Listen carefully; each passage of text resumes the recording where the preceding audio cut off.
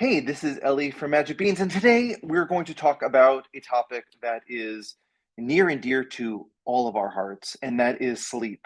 If you don't know us, we are here to make parents' lives easier, and the thing that's going to make parents' lives super easy is making sure that you sleep, because sleep is so important.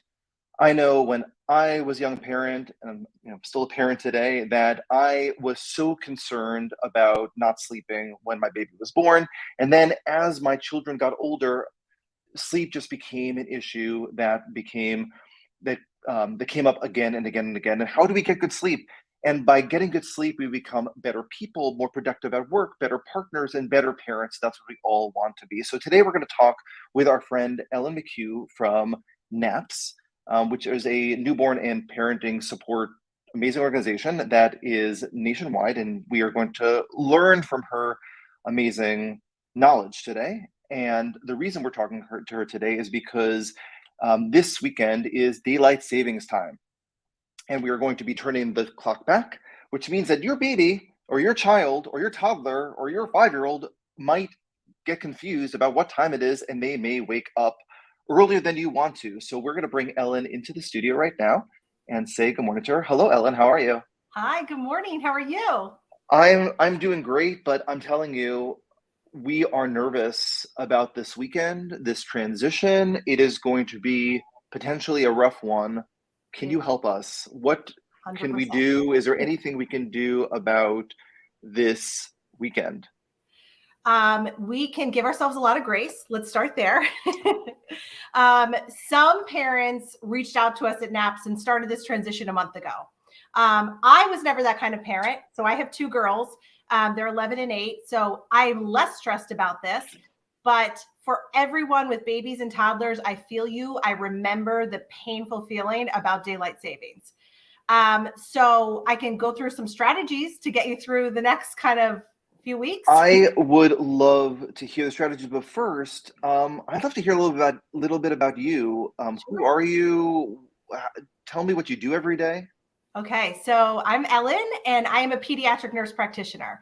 I have been practicing for 15 years, and I am currently full-time with NAPS and super passionate about sleep. I am their sleep consultant. I do private sleep calls. I do group sleep calls. I run support groups. Let's see, all things sleep, baby, toddler. That's my specialty. And I'm a mom. That's great. So you basically live and breathe sleep. Pretty much. Yes. So yeah, let's get into some strategies. What do you recommend? Okay, so for anyone that didn't do anything yet, don't panic. Take a breath. It's okay.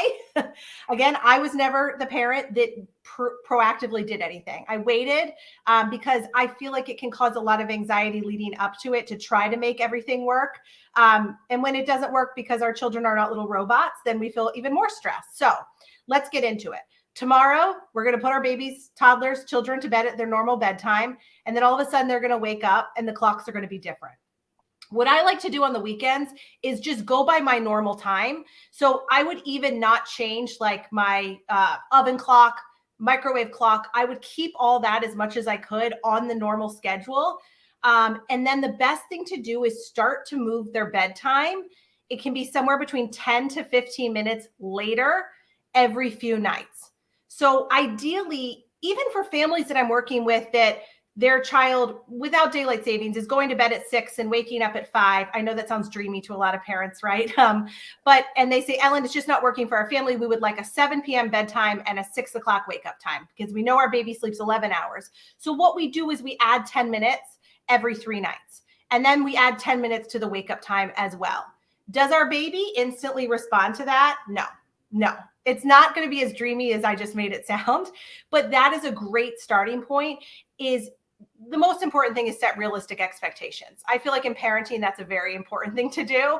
So this could take 3 to 4 weeks to be figured out, and that is okay. So adding 10 to 15 minutes starting Sunday night to bedtime, and then starting to adjust the wake up time as well. So for the little babies, I like to try to leave them in the crib the extra 10 to 15 minutes that you've adjusted at night, but know that they're not going to love that and get it right away. So really it's a matter of giving yourself grace doing this very slow, and having those realistic expectations. No, that makes perfect sense. That makes perfect sense. And so what happens this week if things, you're doing your best, you're getting disruptive. What are some tips that you may have for parents who are like having a bad week because they're like their kid isn't cooperating?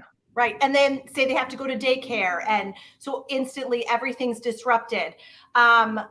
Again, I would say babies and toddlers tend to adapt to these things much better than we do. A common question is about travel and time changes and how do we adjust? And I say your baby's actually going to do a lot better than you are. But to be very specific, parents love a really specific bit of advice. So I would say be consistent.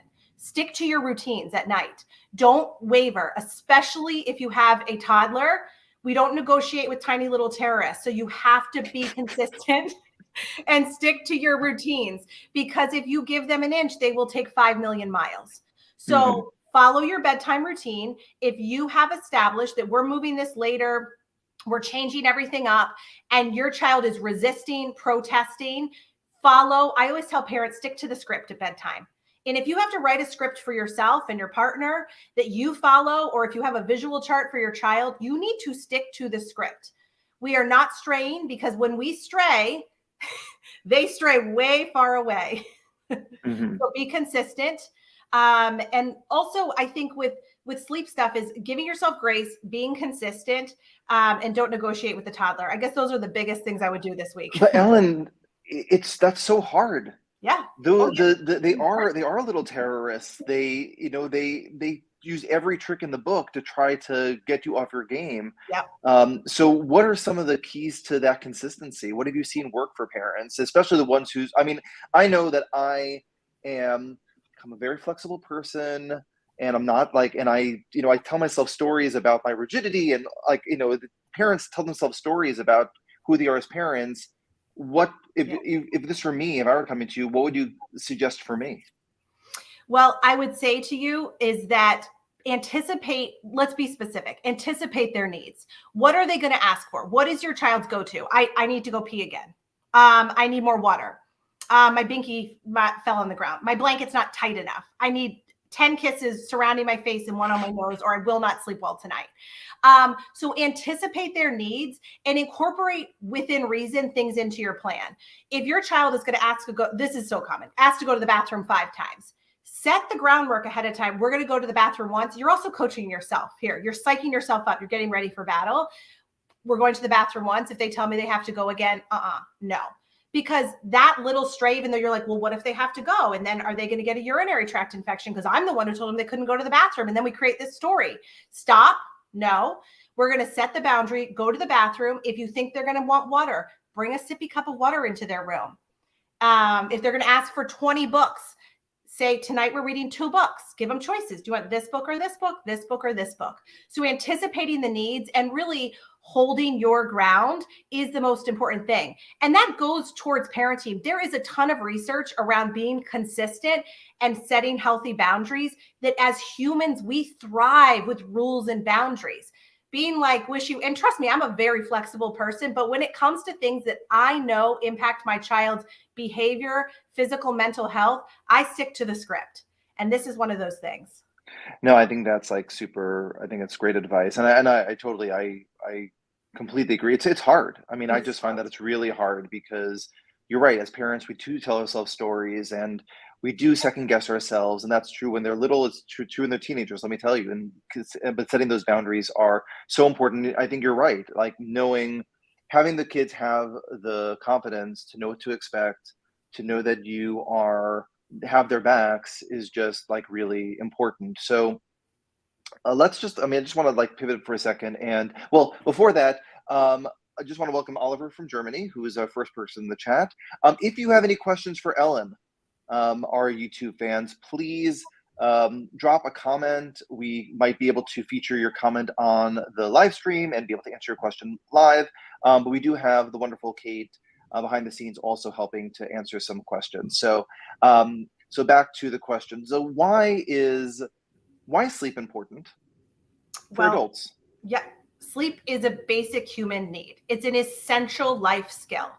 And the way I describe it to parents is, so when a baby is born, they have no self-soothing skills. It is our job as parents to get them to go to sleep, to keep them to sleep. At NAPS, we always say sleep, it's on you.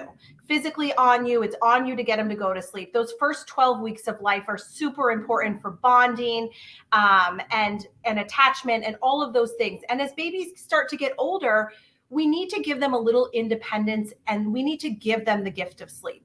Babies need to learn self-soothing skills. And we have to sometimes step back a little to give them the chance to learn these skills, which feels hard as a parent. You have older kids, you know this. Sometimes we have to step back and say, I can't do it for you. I could, that would be a lot easier, but I can't do that, and that's not going to serve you well.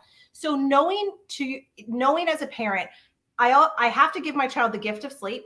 I have to allow them self-soothing skills that will last them for an eternity. I've had an adult, she's actually she's a nurse on our NAPS team, and she said to me, Ellen, she watches a lot of my content. We've done some sleep calls, and she said, Ellen, I wish my parents gave me the gift of sleep. I'm not a good sleeper, and I wasn't given that gift. And we know that good sleep impacts our physical health, our mental health, which trickles into our entire life. So it sounds like this starts really early on. Do you have so what are your most common tips if you do have a newborn getting, what is the advice that you normally give parents? Yeah. So for newborns, the most important thing is just to remember you're not making or breaking any bad habits. You cannot. And there's a lot of outside chatter, right? It's so hard to be a parent nowadays. Everyone has an opinion, and everyone's opinion is very different. So first off, we have to drown out the chatter. We also at NAPS always say, who are your people that you trust? And those are the words that come in one ear and actually stick. Everyone else, it's in one ear and out the other ear. So who are your trusted people? So the first 12 weeks, sleep is so important, and it's your job to get them to go to sleep and stay asleep. So babies love to be swaddled. So using great swaddles, using constant sound machines. They love the 5 S's. So swaddling, shushing, sideline, swaying, and sucking. So it's important to really get your baby to go to sleep and stay asleep, and sleep begets sleep. The more your baby, actually, these are for newborn, sleeps during the day, the better they'll sleep at night. So my best advice is get them to sleep as much as possible, as long as they're eating and getting those calories in. And don't let people tell you they're sleeping too much during the day. You need to wake your baby up. They'll never sleep at night. That's actually the complete opposite. And then as they start to get past the 12-week mark, we kind of have this period between 12 weeks and 24 weeks where some babies are doing great. And we always say, if it's not broke, don't fix it.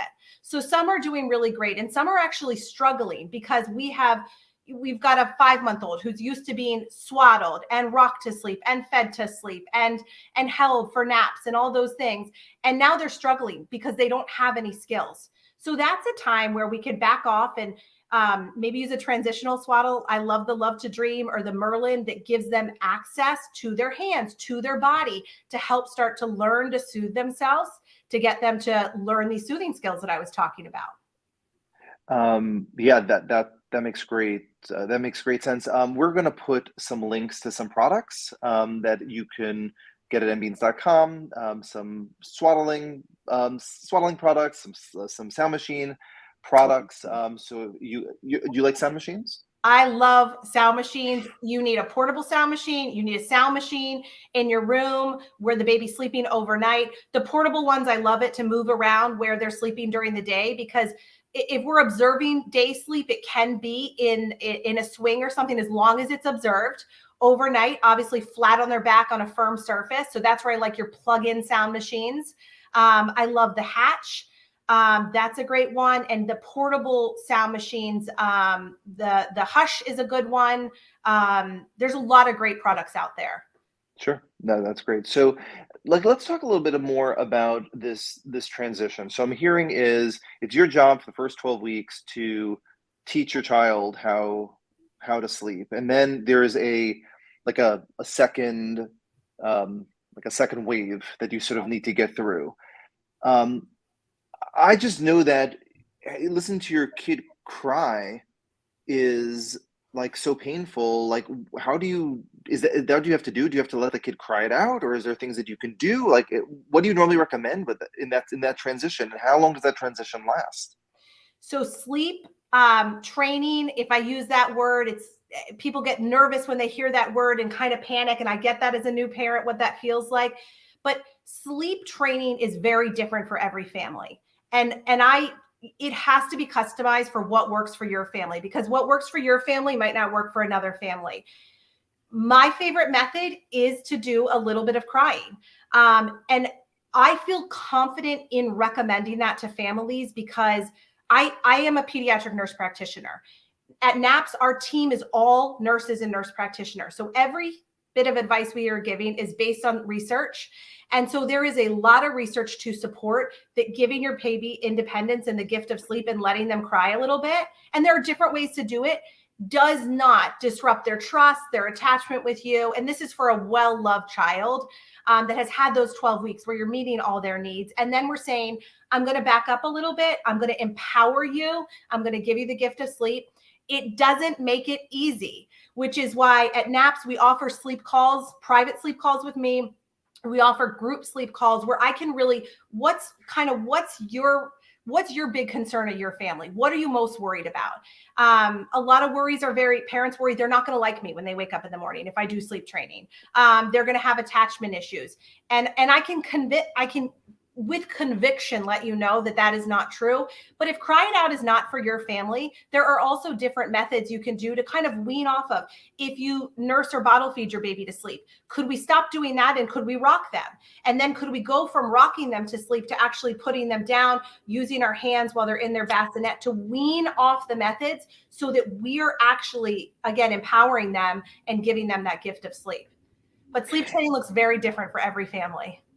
It's, I don't know where you were when I was going through this, but it's really interesting what you're saying about the trusted advisor and a trusted source, because I know that many parents feel like very much alone, that they're not getting any good advice, that it's like their job to know what to do. They've never, their parent for the first time or even for the second time didn't get it right either times, or feel like they didn't get it right, and they are supposed to have the answers. And the internet is this like big rabbit hole of information where you can get, who knows what information you're going to get. But it's, and even your pediatrician may or may not have the right answer. So to have a resource like you, or to find that person who is just going to help coach you, and like you were saying before, kind of dispel those anxieties that parents have, right? Is my baby going to hate me in the morning?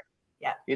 Am I going to be, is my mother-in-law going to come over the next day and say, like, are you a bad parent because your kid isn't sleeping and you're not sleeping and you look terrible? Like, I feel like these are the stories that people tell themselves, and it's just not true. You're not supposed to know instinctively per se how to do this. Like a couple of like really simple tips, like you're saying, can go all the way. And so at NAPS, we offer a membership, our Nurture by NAPS membership, where families can join, and we have a membership board where they can post questions, where myself and the owners of the company, Jamie and Emily, will answer these questions, even if it is something like, Ellen, I need you to tell me again that my baby is still going to love me if I do sleep training. Or it can be anything. It's not all sleep stuff, but we hope to be that trusted source in families. And honestly, I feel like your pediatrician should be your trusted source. And I feel passionately being a pediatric nurse practitioner. And if they're not, it's okay to move around and find someone that you really deeply trust. But it's important to have your people know who they are. If you need to write it down, so you say, Jane just told me this, but she's not on my list, so I'm going to let that go out, which is hard. I know it's hard to let that stuff go out because you hear it sometimes and it sticks. You tell yourself a story. It's not actually the truth. So it's so important to have your team of trusted people that you can depend on and be part of your parenting journey. That's a really good piece of advice. Can I ask you, we're also about to get into holiday travel season, and people are trying to people maybe taking airplane flights, time zone changes, different types of transitions. Do you have any suggestions for how to sort of deal with some of those issues? Sure. whether it's a baby or a toddler or Yeah, various different any ages? child, honestly. I mean, I think starting it, you know, this as a parent, sleep is never good when we're not home or when we're on vacation with our kids. Sleep just isn't as great. So start with that realistic expectation, not to ruin your vacation and your trip because it won't. But when we go into things with realistic expectations, it certainly makes it easier to manage. For difference travel, it depends on how long you're going to be somewhere. So I'm working with a family that's going to Hawaii for 3 weeks. So we actually are going to adjust that baby's time difference before they go. And just like daylight savings, we're going to add 10 minutes to bedtime every few nights. Same thing with wake up time. For families, I have another family that's going to California for 4 days. We're actually going to keep that baby on their normal schedule. We're going to just keep them on so we're East Coast time. We're going to keep them on their East Coast time. And we're also going to be very flexible. And if it doesn't work perfectly because we're visiting with family and we're having a wonderful time and the baby is completely off their schedule, we're going to let it go. We're going to enjoy ourselves, be present in the moment. And when we get home, we'll get right back to our healthy sleep habits. And again, babies do way better with jet lag and travel than we do. So there's the positive for that. Yeah, I mean, I think that the thread of what I'm hearing is that, there isn't again, whether it's like daylight savings time tomorrow or whether it's if it's a trip that's happening happening a couple of weeks, that there is not necessarily a quick fix No. that's going to make this happen without any planning. Like a little bit of planning will go a long way, right? It doesn't have to be such complicated planning. It could just be adjusting a sleep schedule by a couple of minutes for a couple of weeks prior to the transition. And I feel like parents or just like people kind of just like want to go and just like hope for the best, or maybe they'll, you know, I guess that anxiety that kind of cripples them. But again, I think slow down, plan it out, consult with someone like you to sort of understand like what the strategy is. And if you can execute on the strategy, it will really go a long way. And I am also all for winging it. There are times when it is okay to wing it. A lot of parents nowadays want their very specific plan. I get that, but there are times where you can just say, we're going to keep them on their schedule. We're going to go. We're going to see what happens. And that's okay too. So you pick what's best, but certainly babies do respond, and children, with some consistency, but also with a little flexibility too, especially for travel. No, that's really great advice as well. So Ellen, is there anything that we didn't cover? Anything that you feel like any like burning question that parents ask you that you think would be helpful to our audience? I would love to just quickly touch on like toddler sleep. We talked about that a little bit in terms of, the tiny little terrorists and not negotiating.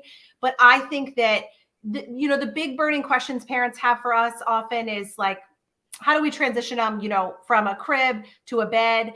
And what do we do with this 3-year-old that's got all these desperate desires and needs at night? And I would just speak to that and say, just remember to be consistent and stick to your routine and have confidence in the plan that you have made, knowing it is best for your child, and they will respond. It is also okay for our kids not to like the choices we make for them.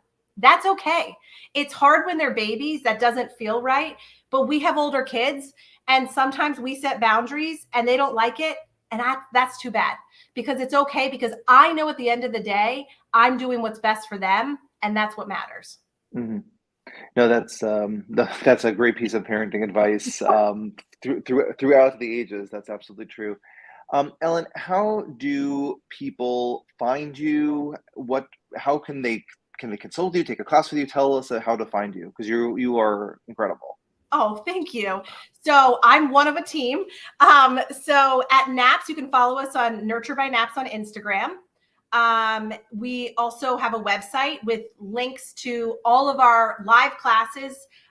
For instance, I'm running a series, Toddlers WTF, and today's topic is potty training. So we have series on starting solid foods for your baby, potty training. We have mom support groups, working mom support groups.